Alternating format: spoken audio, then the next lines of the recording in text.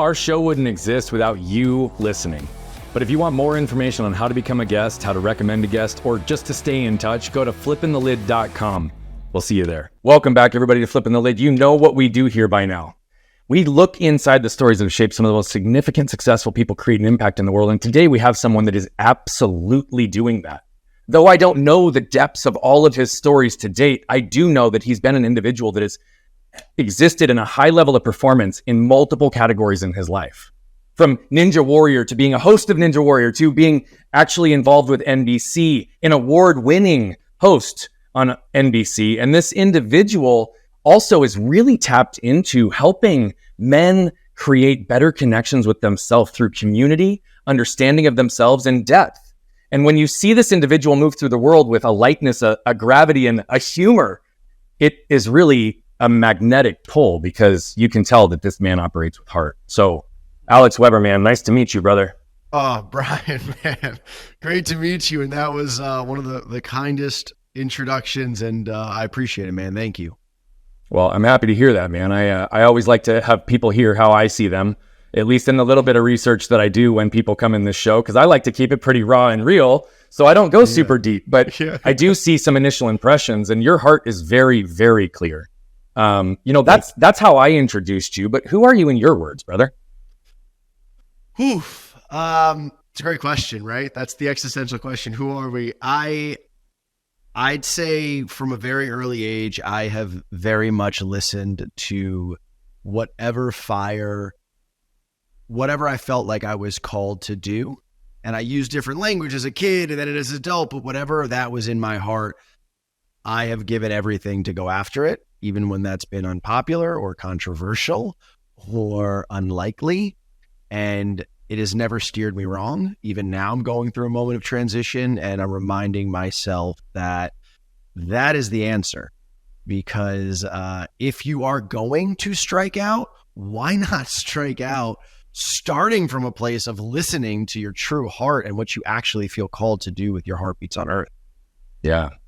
I think that's really incredible, even the way that you talked about it. And I appreciated that I saw you with so much heart, and you even wrapped in heart at the end of your comment there. It says a whole lot about even how you show up in the world. You know, you do talk about those unpopular, potentially controversial times, right? And there's a lot of individuals that don't necessarily put themselves out there because of either the armor protection or fear of judgment or criticism, right? And those that do seem to put their necks out there sometimes look like they're just fearless. I'd like you to take us back to a time when you did something that was unpopular and was controversial, whether it's in your life, relationships, or profession. And how did you identify and navigate yourself through that situation? Woof. Gosh, man, there's a few moments like this. You know, I won't go chronologically, but just to hop in. I mean, the first time was when I played Division I lacrosse. That was my dream. I was a bullied, insecure kid. And when lacrosse came into my life, it was this one place where it made sense. I knew that if I play, it was an outlet where I could play hard. I felt comfortable. It was okay to make mistakes there. I got friends. I got confidence. I had a goal. I had an amazing coach who looked after me, Paul Carcaterra. And so I played Division I lacrosse, and I was going to go into finance. And it wasn't till my senior fall that I had the first real listening to my heart.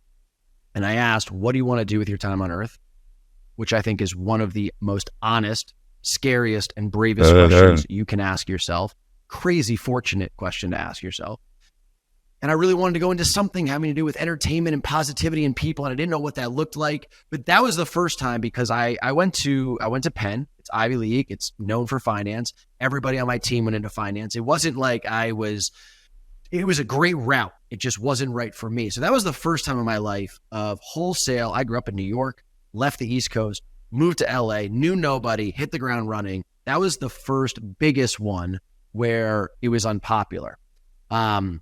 But that's gone on in my life of, I say chapters because, you know, I coached high school lacrosse when I got to LA, and I found this beautiful world where it was this microcosm of people going after their dreams. And then I wanted TV hosting and American Ninja Warrior, and every single one of those, I listened to my heart. When you say unpopular, what I have to acknowledge is that in 2020 and 2021, I knew that if my purpose on earth, which I'm very clear on, is to help people, to be a voice, to be a leader for good for humanity. That's what I've done, winning U.S. Lacrosse Coach of the Year, being a TV host, being an author and a speaker. That's my purpose on earth. It changes the expression of it, but that's my purpose. If that is my purpose, then when there's shady things, evil things, dark things going on in the world, how can I not speak up about it?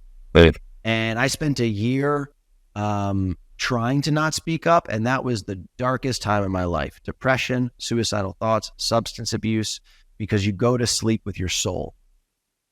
You can't outrun it. You can't outrun your mind, your heart, your soul. It knows.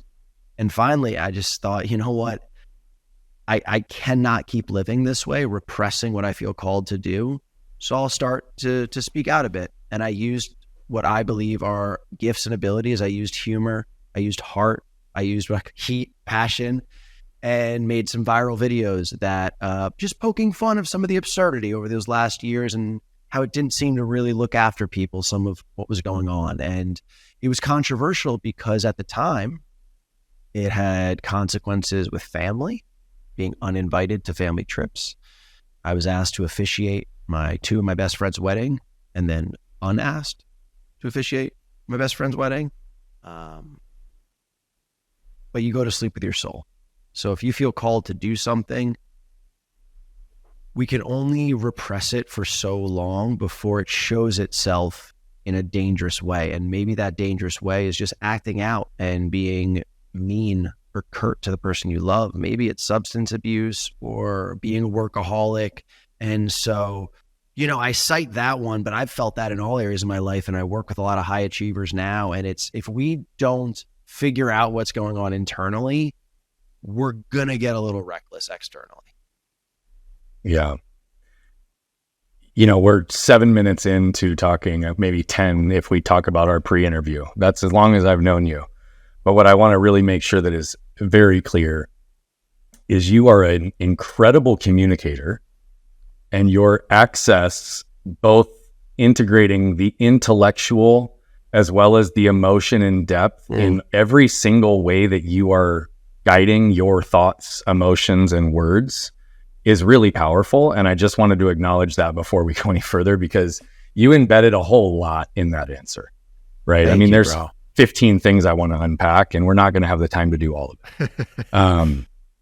I appreciate you going there. I want to ask one point of clarification, because it seemed embedded and implied, but not clear, at least in the way that I heard it. Mm-hmm. Is that fair? Yeah. When you say that you lost these things, the officiating with your friends' weddings and these things, this was because of your decision to leave Penn or to go down the path, or sorry, to not go finance and to go a different route? No. Great clarification. This was in 2020 and 2021, which it is hard to go back to that time. And even, it crept into 2022, I think too. It's hard on the to go concept back of to speaking out on stuff that's dark in the world. Things that were controversial in the world, designed to be controversial, highly heated. Everyone has and I just wanted to poke some questions, note some absurdity, use humor to do it. Yeah. And because of how intentionally heated those topics were, it was the first time I really experienced how people can love you and then hate you quite simultaneously quickly. Yeah. And also, though, how the people that you are helping and rallying for, defending, protecting, being a leader for, the depths of how much they truly love you because they need you. Yeah. Yeah.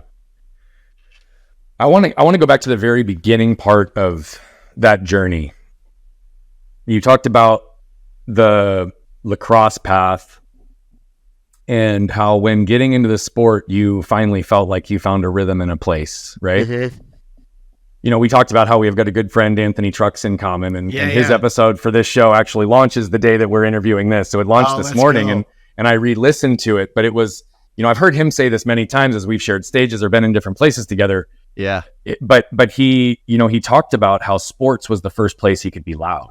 It was the first place he could use his body physically. It was the first place that he wasn't judged and criticized and all those things. And really what I find in so many high performers, and you didn't say it, but it's implied in some ways as well. When you get into a sport that you also happen to be good at, that you have some natural talent in, that you get some affirmation from, it's really easy to feel seen for the first time ever. And so many high performers have learned to receive love, validation, and connection through performance. Yep. So when I say that to you, where do you fit in your understanding of yourself when you transitioned to lacrosse? And how would you say you've chased performance and connection historically? Yeah, I mean, that's a dense question. So I'll take it in a few different ways. The first way I just feel called to share is you are a creature. And I think it's important, and I love that word because you're a creature. It's a good word, man. I mean, this really is. A good word. You know, because I think it embodies how gangly and tall and burly and hairy and big or small, you are a creature, and you're not that different than an elk or a lion or an octopus. We're all freaking weird, crafty, trying to survive, trying to thrive, trying to protect creatures. Now, I think it's important to have that awareness and then realize, okay, let's pay the mortgage. Let's make sure we crush that leadership retreat. Let's take out our family for a nice Saturday brunch. We are operating in both realities, but a repressing of being a creature is going to show itself again in some kind of way. And I'm realizing this now, even as, we're talking, that I think I need to find some more places in my life now where I can be a creature. Yeah. You see why people get drawn to going to the gym. It's okay to be a little worked up there, or yoga to touch in with yourself. Sex with your partner. You are allowed in society to be a creature there. There are some places where you can, and I think lacrosse was the first time where, just like what Anthony said, I could be a little nutty. Yeah. I could go as hard as I wanted, and it was celebrated. Versus so many other places where it's so stringent, you don't really feel like you can get messy. And I think that's what's so powerful for sports and kids and adults, is it's a place where you can get messy in all ways of that word. You can screw around a little bit. Like I won U.S. Lacrosse Coach of the Year, and one of my greatest joys was an athlete, and there's so many different archetypes of this, an athlete who wasn't even sure if he wanted to play. But in giving him a place to explore this, mess around a little bit, find a purpose, became a captain, went off and played in college. And I just think it's such a beautiful thing. So that's what lacrosse was for me first. But then I'll also say, when I graduated, lacrosse was everything to me. I played 4 years of Division I lacrosse in the Ivy League, then hard stop, boom, you're done. You're a former athlete. And this goes into identity. I didn't feel like a former athlete, but the world told me you are a former athlete. So I accepted that identity, even though it crushed me, and I started to act out the part. I acted like a former athlete. I believed in myself like a former athlete. I drank like a former athlete. My waistline expanded like a former athlete, truly. My confidence went lower.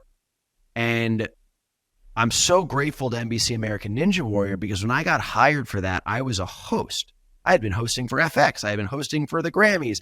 I had transitioned into an identity of, cool, I'm TV host and I was doing stand-up comedy. I'm like a broier Seacrest. That's great. That's what I'll be. But that is so good. And when I started to host with NBC American Ninja Warrior, what was so incredible, so many things, but I was doing the hosty host, but they also said it'd be cool if you tried the obstacles. So I found myself back with athletes, and then it started to be better for the show if I actually got good at it. So I found myself going to the gym with athletes. I was kind of like, it was surreal. I was like, wait, I'm a former athlete, but now I'm back in the gym training. Is that how you met Trucks? Yeah, through Ninja Warrior. Okay, I figured. Okay, got it. That was such a blessing, because it overhauled my belief of I am a former athlete to I am an elite athlete. And I'd never been older. And so that is very real right now, where I don't ever want to take my foot off the gas again because I'm honestly scared. And people, this is important. People who go after big goals, you need a big fiery reason. So my big fiery reason of why I do American Ninja Warrior is because I don't want to feel like I'm dying. If I really zoom out and get to the core of it, yes, there's cool things. It's great to be on TV. It supports speaking. I love the athletes. I love the sport. There's so many good things. At its core, I've never been older than I am right now. I'm at a moment where I see if I let go a little bit, oh, that aches a little bit, or I don't feel as good about myself. So why do I train for American Ninja Warrior? I don't want to feel like I'm dying. I love that answer on lots of levels. You know, you started with talking about how you were always given this gift to always chase your heart and whatever you felt that fire pulling you towards. But you also very clearly in the last answer talked about the impressions and beliefs on who the world told you who to be. And how they impacted you to protect yourself, to create armor around that heart, to operate more intellectually in roles that you believed you needed to play, and how that was also a lack of congruence in self that led to destruction and you not feeling great and disconnected and isolated. You know, some people don't believe that like you can truly chase all of your dreams and go after everything with pure heart and not ever be affected by the outside world. You so clearly talked about the subtle effect of it and even the shift in identity. Yes. Can you talk about like how you became aware of that? And in those moments when you started to feel in, well, say like garbage or trash inside, when it wasn't in alignment with who you are, how did you begin to give yourself permission to look inside and unpack it? Man, your questions are so great. They're dense in a great way. There's a lot of value to them. Identity, and I know how powerful Anthony Trucks is in speaking on this. And I think as an athlete, you just learn it because I'm very passionate about it as well, because you start to believe certain things about yourself. Like I was a lefty attackman in lacrosse. And so I stopped even training my right hand. Like in lacrosse, you can go left, you can go right. And some people are more one-handed. And it's just like, that was a concrete example of I was a lefty attackman. Every team I ever played on, they were like, oh, you're a lefty, be the lefty attackman, you're lefty attackman, lefty attackman. But it had a very real impact on how I trained and believed in myself because I never worked on my right hand. I never even went right in practice or things like that. And that truth exists for all of us. Someone tells you a belief, you drew a picture, you're not that creative. And it just kind of festers and it grows. You're not that funny. You're not that athletic. You're not worthy of love. And it festers and it builds and it informs our relationships. And because it informs how we act, we actually accumulate more proof. We actually accumulate more proof that validates that false belief. And so it acts like it's more true. So the first thing is just questioning what is actually true about you and what maybe isn't. Or what could be evolved, or what could be pushed back on, or what could you learn or try or adopt a different belief. And it's so pervasive. And, right now I'm going through a breakup, and it's one of those experiences where you forget how hard it is until you're going through it. And I'm noticing a belief pop up in me that I remember someone said to me one time, like, you have a big purpose, maybe you just won't have a partner. And that terrifies me. Oh, yeah. Because I'm starting to see that belief get a little more traction in my head of, you know what, man, you love what you do. It's helping people. It's having an impact. Maybe this part of life isn't for you and you won't have a partner. And I'm really trying to work with myself to question that belief and not adopt it as true. Yeah. I deeply resonate with so many of the words that you choose, and you and I literally communicate the same message, just in our own words and frequencies. Your understanding of the human experience and the levels of protection and the ways to navigate going through things, how you just even described that situation is amazing. Like truly, I love it because you're able to recognize how you can be thinking about your thinking about your feeling your thinking, and feeling your feeling, so that you can truly understand where the lack of alignment or lack of congruence comes from in your intellectual and emotional narratives. I genuinely believe that most of the resistance in life comes when we have a misalignment between our intellectual and emotional narrative. But the problem is that most people don't actually understand how to embody the feeling to actually experience what it's pointing them towards. Can you talk to us a little bit about how you've experienced feelings as a man in particular, and some of the narratives that you either absorbed growing up or that you are working on breaking down today? Yeah, it's so powerful. So when I went through that really dark chapter in 2020 into 2021, but 2020, I ended up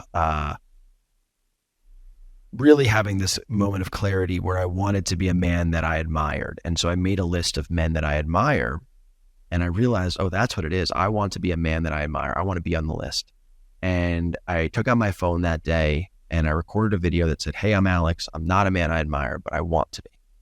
And that has become a men's group that's been very powerful over the last 2.5 years, helping men all over the country. It's called Men We Admire, to be men we admire together. And I say that to say, I'm not only speaking for myself, but I'm speaking for a lot of men.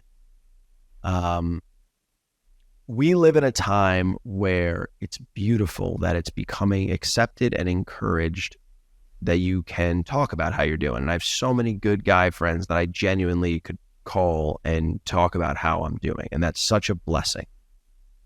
I will also say that there are some inherent structural existings, and I'm going to have to generalize here, but of being a man, that it's tough to find this balance where you do need to be strong. You do need to be safe, consistent, reliable, provider, tough. Am I generalizing? Of course. But you know what? I speak for me and a lot of men when I say that that's how we feel, is we're trying to navigate this sweet spot. Yeah. Mm-hmm. Navigate this sweet spot of, how do I feel my feelings when the first half of my life was repress them, outwork it, suck it up and do it. So even if you understand conceptually it's okay to feel feelings, if you're like me, I don't necessarily know how to feel the hard feelings without part of me saying, dude, go to the gym, go do work, stop thinking about it.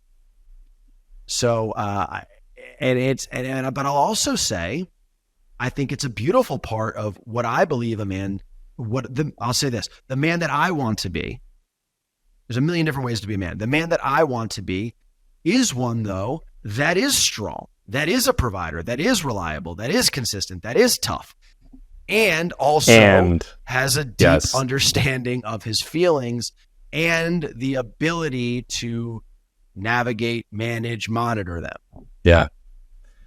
I appreciate your honesty in that answer as well, to even admit that you don't know how. Yeah. It wasn't long ago that I didn't know how. You know, you don't know my story yet. I'm not going to unpack it here right now because this show is about you. But the one comment I will say in reflection to that is, let's take a conversation offline, my friend, because the concept of helping people feel and tap into feelings and understand what to do with them, how to move through them, regulate them, diffuse them, and uncouple the narratives that create beliefs both intellectually and emotionally. Yeah, that's literally what I do, and that's why I'm called the garbage man, because I help people identify and take out the trash from their past that continues to show up. That's amazing, man. And so we'll have that conversation, but I just wanted to say thank you for your honesty and admitting that you don't know how to feel the dark feelings without the need to try to go do something to escape it, and all the patterns that truly has created in each one of us as men. I want to shift a little bit here because, dude, you've given us so much already depth, and I'm really grateful for the vulnerability that you've already started with. So, on Ninja Warrior, I have watched that show. I've watched it with my son, especially. It's a great family show. My kids love it. They always 100%. Have. They're 7 and 9. And it was one of the few shows on TV in the earlier years that we could have on that was appropriate for everyone. Yeah. And so I want to say thank you for the way that you've created the environment, cool. Being a part of the show on all aspects that you are. And that's really awesome. But, it seems like you spent enough time in the water that they could have provided you with a snorkel. And I'm curious your experience as a competitor and what other competitor had the most impact on you in your experience with the show so far? Yeah. So I'll give my quick arc with it. And it's something that, in keynote speaking, I really dive into, but I was a TV host first. I hosted a digital series for NBC, American Ninja Warrior, this new series where I give all access, behind the looks, talk to the athletes, all that good stuff. And they thought it'd be fun if I actually attempted the obstacles. So the first season, the idea was like, this will be great. Get up there, fling off of it. It'll be hilarious. So whether I wanted to or not, whether I had the ability or not, I just failed my face off, and comedically entertaining. It was great. So literally 17 episodes, multiple obstacles a day. And the interesting thing is, so that was season 1. After season 2, though, they were like, you know what? It'll actually play better if you were good at these obstacles. So now literally overnight, I had to get good at these impossible feats. But that was the kick in the butt to start going and training with the athletes more seriously. What was really interesting, though, is this sport is so hard. So I was still gaining ground and doing better. First, I noticed this. I mean, there's so much density to this, but I'm going to hit on all of them. The first thing I realized was the biggest obstacle was not outside of me, but inside of me. Because I needed to challenge this belief that I always fail was a lie, that I always fall, that I always drop, that I can't do this. And I noticed this because physically I was getting stronger and my body could go farther than my brain was letting me. Yeah. You watch film of you doing obstacles. My buddy's like, why did you stop there? And I was like, and really it just began because my brain didn't think I could keep going, even though I could. Now, an interesting thing was also ego. And I don't mean ego in a negative way. I want to reframe that of just how you feel about yourself. Because I was a D1 athlete. I won U.S. Lacrosse Coach of the Year. And now I'm really trying my best to get good at this very difficult sport. And I'm failing still because it's so hard. And it's for my job. All the athletes are looking. They've got cameras. It goes on the internet. So there was many weeks and months where I was really doing my best and I was still falling. And I was getting through half of the obstacles, but then I'd fall. And that was really tough because I was afraid every time I fell that I was going to get fired. This is a pretty coveted job. And a lot of the athletes would gladly switch over it and do what I was doing. So I was afraid I was going to get fired.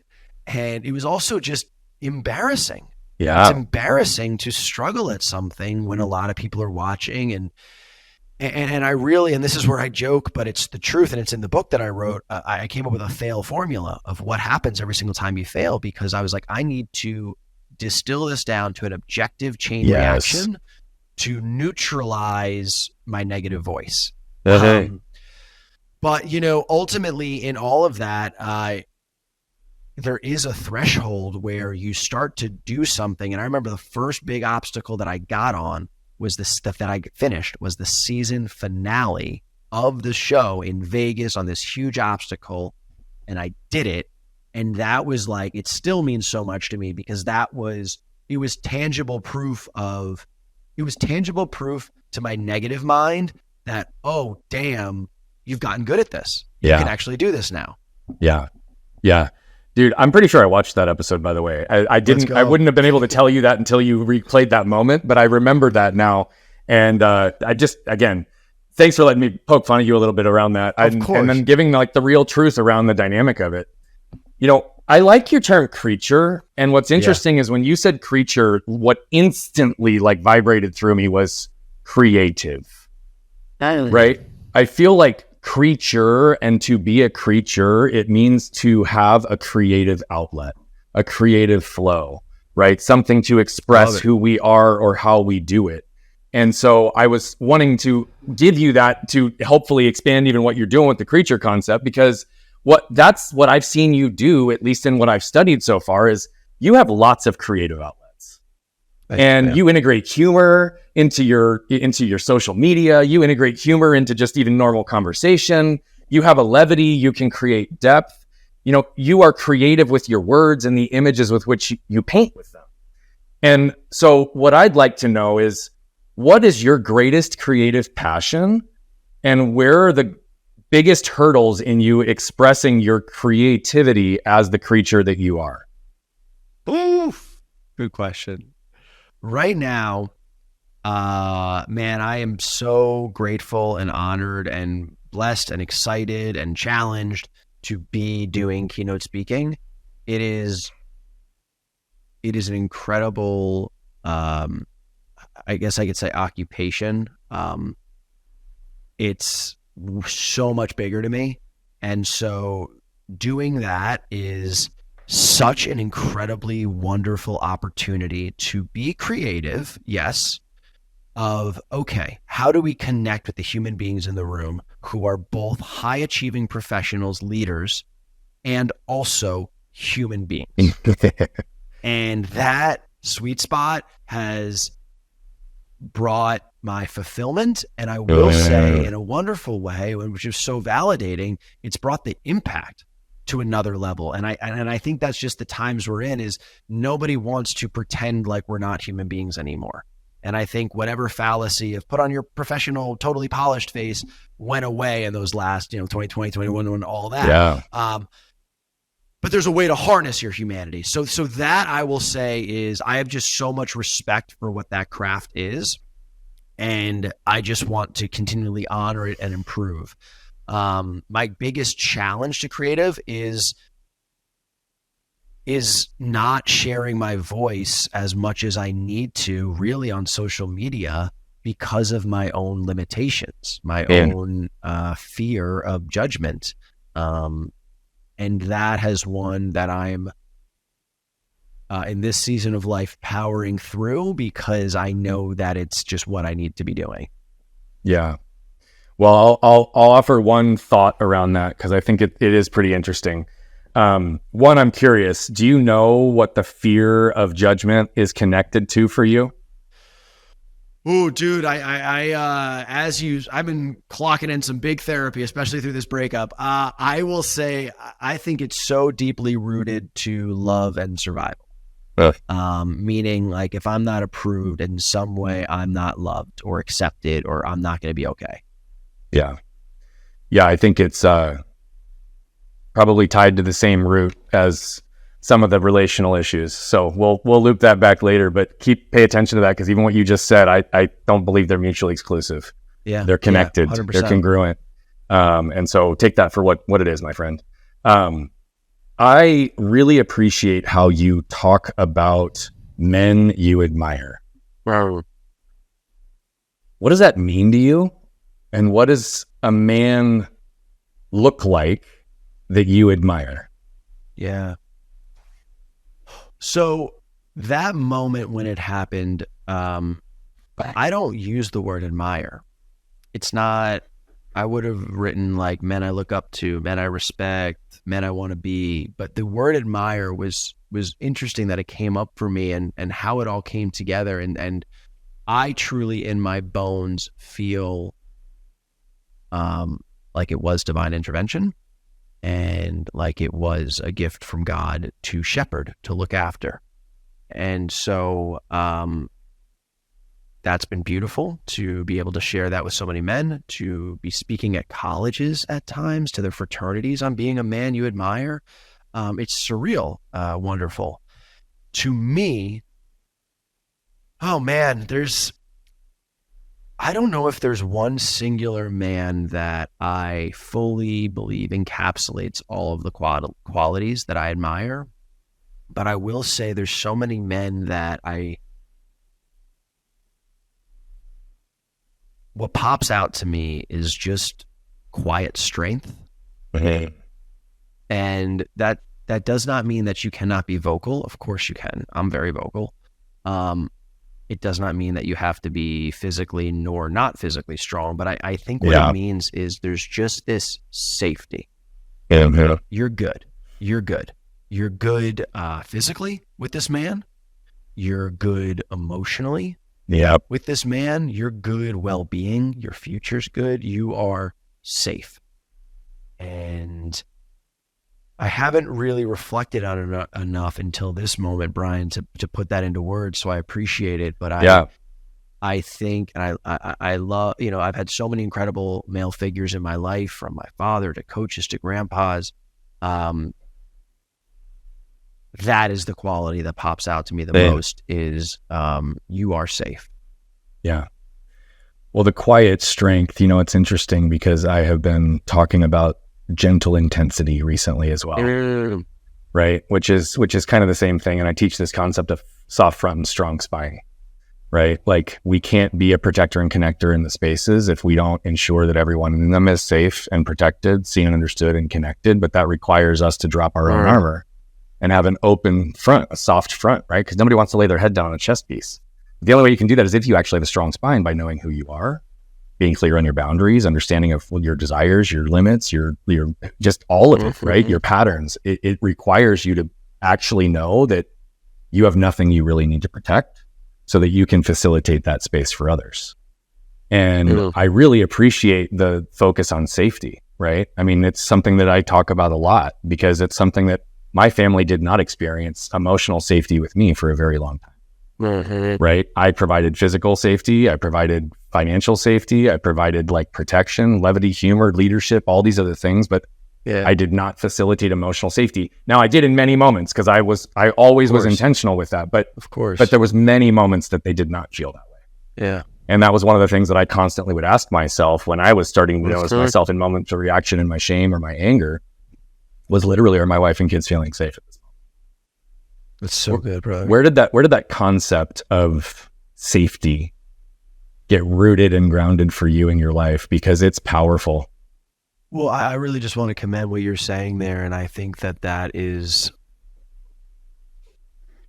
such an admirable quality in that, we do want self-care and looking after ourselves. But what I really admire about what you're saying, and I'm reflecting, and I think this is part of my maturation in areas of my life where I don't feel like I've fully grown into the man that I want to be. I love how you said, do the people who matter to me feel safe? Like, what an amazing question to have as your lens. There's really no way to answer your question without just getting to it. And my dad and I are very close. We have a great relationship. He's got a big heart. And he's got a lot of intensity, and to use your language, it is not gentle intensity. It's loud. It's. I identify with all of that, by the way. And and he's a big heart. He's supportive. I guarantee he's going to find this episode and listen because he loves me and he's supportive and he's awesome.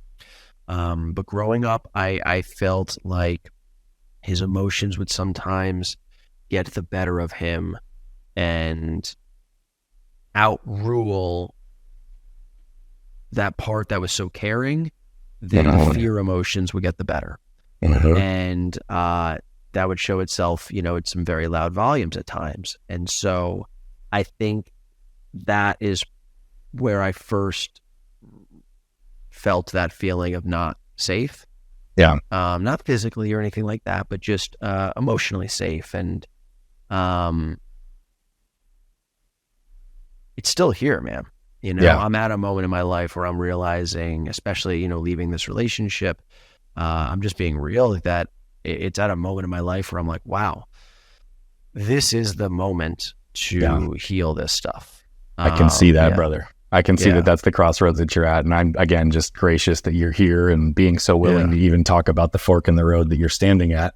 Yeah. And it's a real one. And I can already see the paths that exist in front of you, and I see where you're at, and I just want to honor you for the strength that you're having to be vulnerable enough to talk about it, be real enough to honor your father for all of the good that he is, and recognize that, right, that it's not mutually exclusive, because a lot of those same traits and qualities are what condition some of the greatest treasures you have in your life.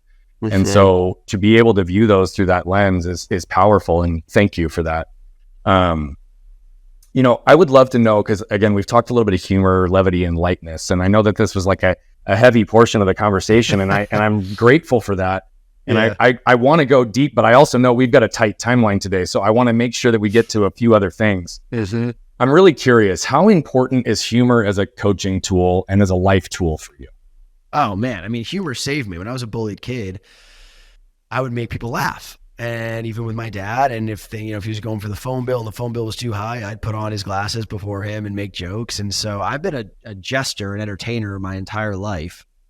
And it's proved to be a great thing for meeting friends. At times I use it as a sincere, too much as a mask because I didn't feel comfortable for confidence. But really, when I became a high school lacrosse coach, I was at this intense, prestigious high school in Los Angeles, and I was named interim head coach right before the season because the head coach left. And that was the first time where I realized, oh, humor is an effective tool, because things would get scary. We'd be heading into overtime, or someone would would miss a big play. And it's like, you can joke around with them a little bit, and all of a sudden, and in the words of Jim Carrey, in order to laugh, you must feel safe. So if I can joke around with you, even though you just screwed up that goal that we needed, bro, you're good, man. You're good. You still look clean with that jersey, dude. If you can laugh a little bit, you're safe. If you're safe, you're going to want to continue to play, be confident, play well, and make the next play. And so when I took over the program, the school had never won a playoff game. That first year, it won the LA championship. That was my tangible proof of being positive, using humor, caring about people. You can win big with that.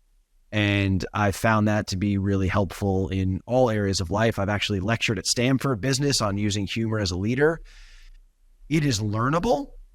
There are things that you can learn to be more human, to let people in on aspects of yourself or connect through hardship. And that's one of the beautiful gifts about humor, is you can take something that's so painful and hard and scary and real and raw, and it can be all those things, and it's kind of funny too. It's kind of funny. Yeah. I find that being able to take myself less seriously is a really solid place to exist, because, you know, to your whole point on judgment and all the armor that we carry and all these places that we protect ourselves, like it limits creativity, it limits fun, it limits humor, it limits so many elements of the human experience that make us so dynamic. You know, it's interesting because you noted that hiring people is a challenge for you.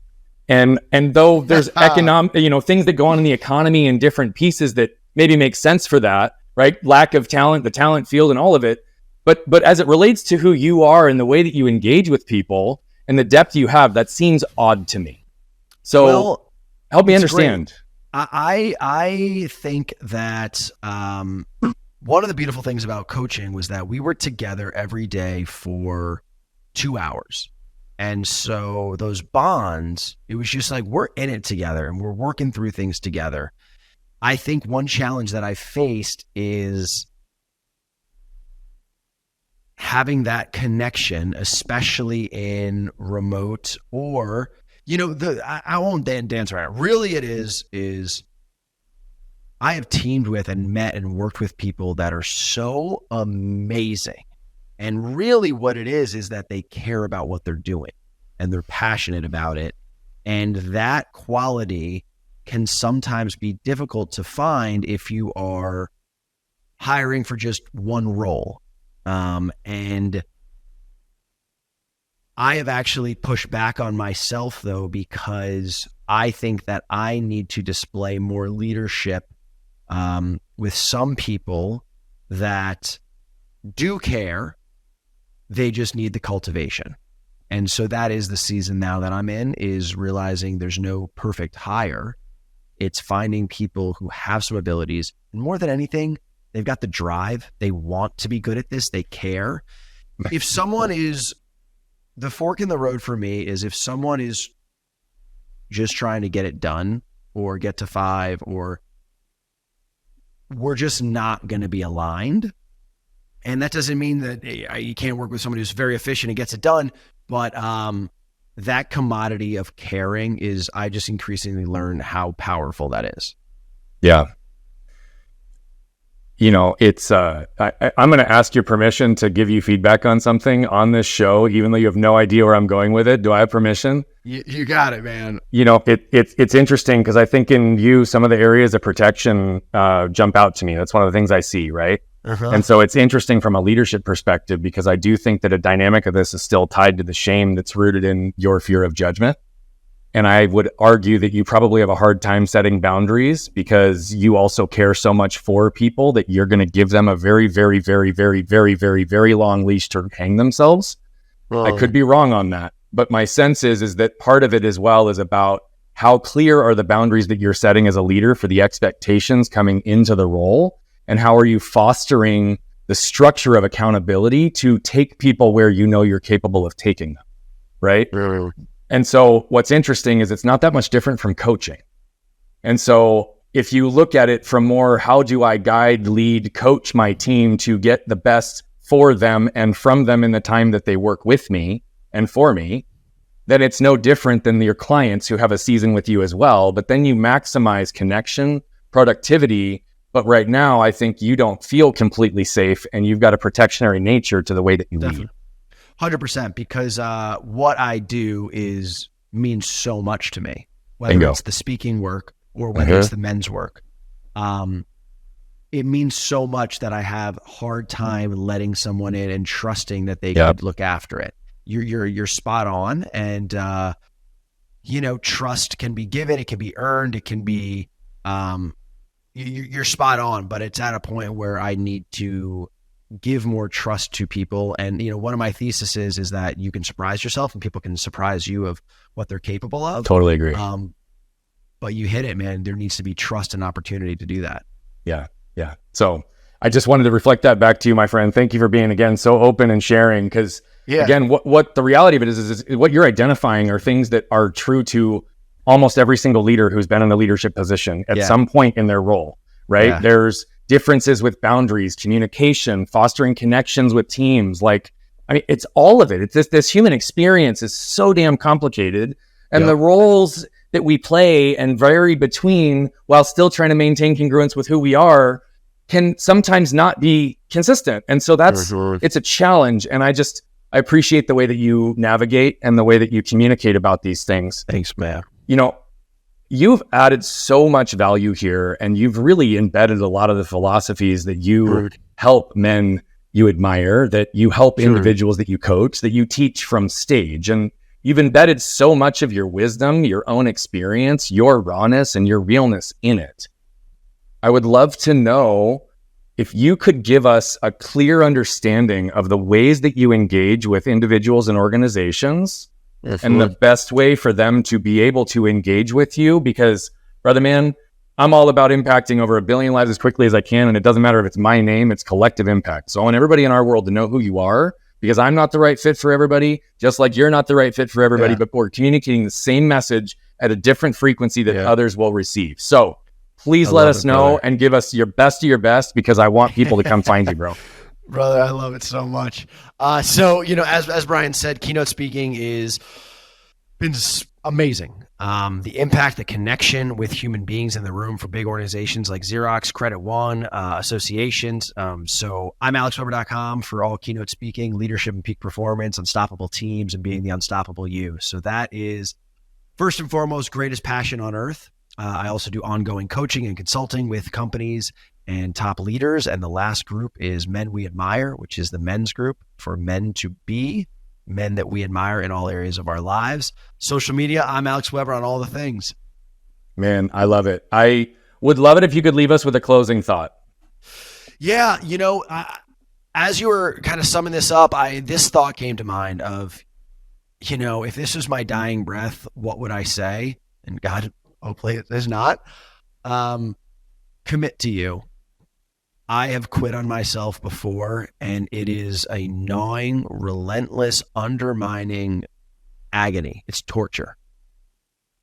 No matter what you want to do, you'll figure it out. You'll learn, you'll bob and weave. Maybe you'll take some wrong turns. You'll have some messy conversations. But if your backbone, if your heartbeat pulse is always standing with yourself, committing to who you are, and believing that maybe good things are ahead, not believing that negative voice that points out your worst qualities, but maybe the voice that actually likes you and accepts that you have not been perfect, accepts that you have screwed up in your life, you've nailed some things, you've missed some opportunities, you're here exactly where you are right now.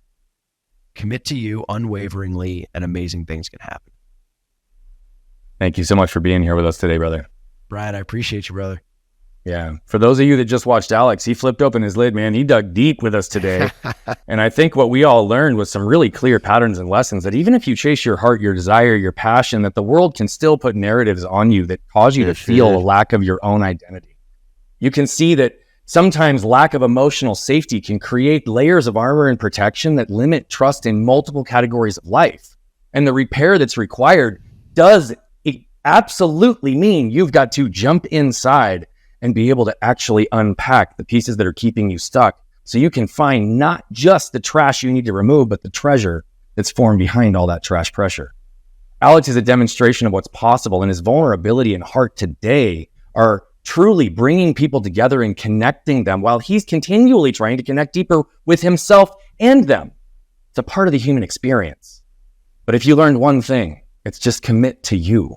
And committing to you means all of you, the trash and the treasure. For you to free yourself, though, it's going to require you to flip your lid and scan your can. What you can probably tell by now is that I love telling these stories, but what I love even more is the impact that's coming from them. You see, we're on a mission to impact over 1 billion lives as quickly as possible, but to do that, we need you. See, we believe that moved people move people. And so all I'm asking is if you've resonated, connected with any of the messaging, please consider commenting, sharing, leave a rating and review. Thank you so much for tuning into Flipping the Lid. And if you want more information on the show, how to become a guest, how to recommend a guest, or any of the other details, head over to flippingthelid.com. We'll see you there.